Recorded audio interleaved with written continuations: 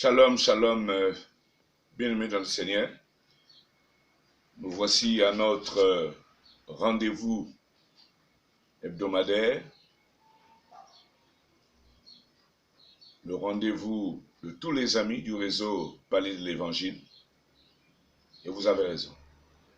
Nous voulons prier. Seigneur, nous voulons te dire merci pour l'opportunité, l'occasion, la fenêtre, la porte que tu nous ouvres pour écouter ta sainte voix, Seigneur, recevoir tes saintes instructions et parcourir, Seigneur, les jours, les semaines et les mois avec toi.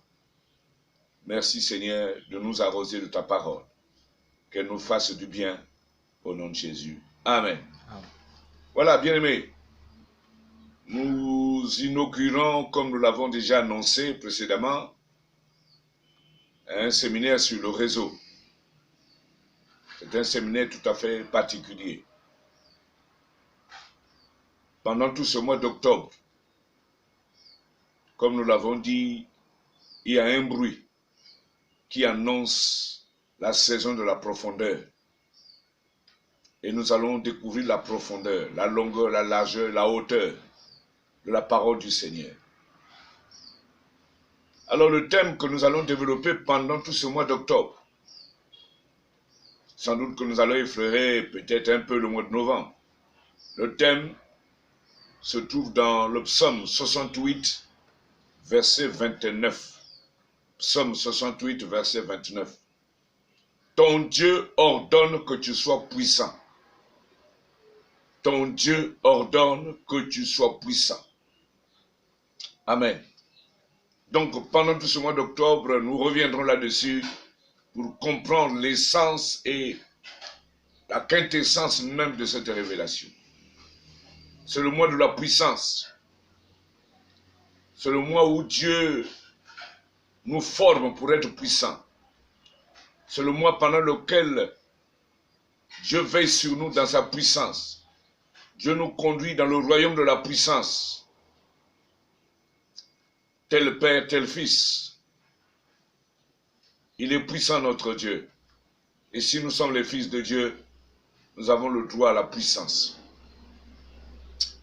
D'entrée de jeu, nous voulons parler des généralités, du point de vue général. Comprendre Dieu dans ses manifestations. La première des choses, c'est que nous devons comprendre Dieu de la manière dont il se manifeste. Premièrement, nous allons parler des deux types de bénédictions. Il y a ce qu'on appelle, le premier type, c'est les bénédictions positionnelles. Les bénédictions positionnelles. Ta bénédiction dépend de ta position. Regardez dans Matthieu 25, à partir du verset 33, 34, le Seigneur dit dans les derniers temps, quand il y aura le jugement, il mettra les brebis à droite et les boucs à sa gauche. C'est ça la bénédiction positionnelle. Nous ne sommes pas des boucs, nous sommes des brebis. Nous sommes des citoyens des cieux assis à la droite du Seigneur. Le deuxième type de bénédiction, ce sont les bénédictions pratiques. Nous avons besoin de la foi pour entrer en contact avec les bénédictions du Seigneur. Celui qui n'a pas la foi ne peut pas s'attendre à une bénédiction. Ce sont là les deux bénédictions, bénédiction positionnelle, bénédiction pratique. En deuxième lieu, nous voulons découvrir les méthodes d'intervention de Dieu dans la vie d'un enfant de Dieu, dans notre vie, dans ta vie. Comment est-ce que Dieu intervient? Eh bien, parmi les modes d'intervention, les méthodes d'intervention, Dieu dit, Dieu parle, Dieu envoie sa parole, Dieu accomplit, Dieu se manifeste, Dieu fait, Dieu agit, Dieu se lève, Dieu délivre, Dieu donne, Dieu entend, Dieu instruit, Dieu inspire, et enfin, ce qui nous concerne aujourd'hui, Dieu ordonne. Le psaume 33,9, il dit une chose, et la chose arrive, il ordonne et la chose s'accomplit. Et après ces méthodes, nous allons découvrir les instruments d'exécution des ordres divins. quels sont les instruments qui participent à l'exécution, à la manifestation des ordres que Dieu donne? Premièrement, tout le monde le sait, c'est son Fils. Le Fils de l'homme est venu chercher et sauver ce qui était perdu. Deuxièmement, sa parole.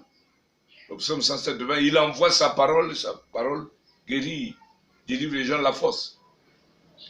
L'Esprit Saint, sa vérité, l'Église, son Église, sa grâce, les anges, ses disciples et enfin ses serviteurs. Et la quatrième dimension de ces généralités que nous sommes en train de regarder, c'est le fondement des actes de Dieu. Sur quoi est fondé chaque acte de Dieu? Nous découvrons les merveilles, les bénédictions à l'œil nu, visiblement, mais nous ne savons pas sur quelle base, quel est le fondement de ces actes. Et le fondement de ces actes, c'est d'abord sa volonté. Même le Seigneur lui-même, le Fils, dans le jardin de Gethsémane, Matthieu 26, 39, il a dit, non pas selon ma volonté, mais selon ta volonté. Éloigne de moi cette coupe. Donc le Fils, même Jésus, Dieu lui-même, il savait que l'intervention de son Père était parallèle à la volonté du Père. Deuxièmement, son caractère, c'est-à-dire son attitude, sa mentalité. Vous avez aussi les choix de Dieu qui font partie du fondement même de ces manifestations. Vous avez ses décisions, ses ordonnances, sinon les décrets qu'il prend. Voilà sur quoi est fondée la manifestation, le miracle que Dieu peut produire dans ta vie, dans ma vie, dans notre vie. Cinquièmement, nous voulons découvrir les deux types de volonté que Dieu emploie pour ses serviteurs. Deux types de volonté qu'il emploie pour ses serviteurs, pour pousser ses serviteurs au miracle, aux merveilles. Premier type, c'est la volonté personnelle de l'homme. Oui, ta propre volonté doit participer à la manifestation du miracle de Dieu. Dieu a ordonné que nous soyons puissants, mais au préalable, nous devons découvrir ce qui entoure cette révélation. Donc le premier type de volonté, la volonté personnelle de l'homme. L'homme doit participer. On entend dire, aide-toi, le ciel t'aidera. Donc, ta volonté doit participer à l'éclosion du miracle, à la manifestation des merveilles. On a besoin de ta volonté. Tu dois participer. C'est pour ça qu'il est dit, ce qui est lié sur terre est lié au ciel. Vous voyez? Donc la terre participe aussi. C'est vrai que tout est dirigé par le ciel, mais la terre participe aussi. Deuxième type de volonté, c'est la volonté passive, dictée par les choix de Dieu. À ce moment-là, ce n'est plus l'homme qui participe, c'est Dieu qui dicte la volonté et que l'homme subit, l'homme obéit. Voilà. Quand le Seigneur a dit à Abraham, je rendrai ton nom grand, eh bien, Abraham n'a pas dit, je rendrai mon nom grand. Non, on n'a pas besoin de s'auto-proclamer grand. C'est Dieu. Mais l'homme doit accompagner la révélation du Seigneur par son obéissance. C'est ça la volonté passive de l'homme. Sixièmement, c'est une question que nous posons. Qui sommes-nous en réalité? Que devrons-nous être? Nous devons répondre, nous devons être des instruments au service de Dieu. Nous devons être des instruments au service de Dieu.